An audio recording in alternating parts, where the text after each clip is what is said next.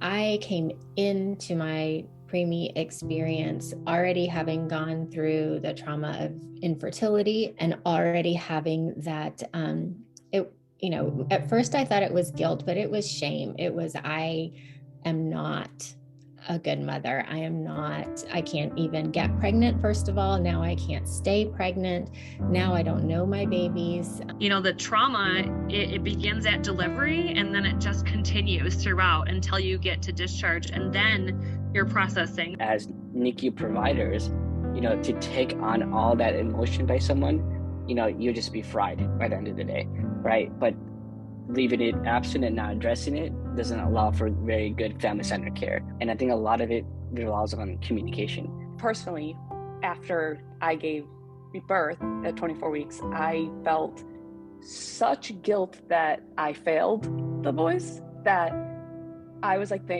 in the NICU, they're where they belong, they're with the people who know how to treat them, and they don't need me.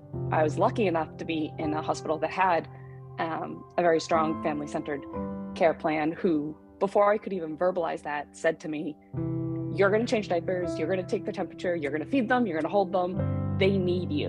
And I needed that to know that, I was supposed to be there. After that first month, one of the nurses said, she said, have you held Avery today? And I was like, I haven't held Avery ever. And she said, oh, well, we're just going to make that happen today. And I was like, oh, I don't know if I can do that. But she said, we can do it. We're going to do it together. Simply asking how my day was, or having a conversation with me that has nothing to do with the NICU or babies or monitors or beeping, meant the world to me. In any kind of an ICU situation, your relationship with your partner is at its most fragile, because you're both going through the hardest time of your life together with your child that you both love more than anything. And I think another concrete thing that's super important that often gets left out, that our family experience, is not having adequate discharge planning.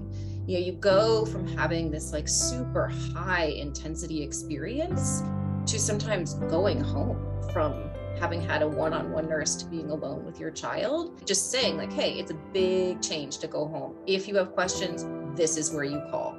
You're going to have questions. That's okay. You know how to do this, and it's scary. So I think, just kind of naming that for families and helping people understand that you can be a good parent and be scared. For our NICU parents, this is, again, a life-altering event.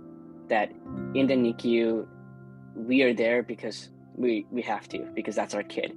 We are resilient not because we want to, but because we have to. At the end of the day, as NICU providers and NICU teams, that you could go home, you could change jobs, you could do whatever you can. And again, not to say you don't care, because I know you absolutely care about your families and your kiddos. For us, that's our whole life.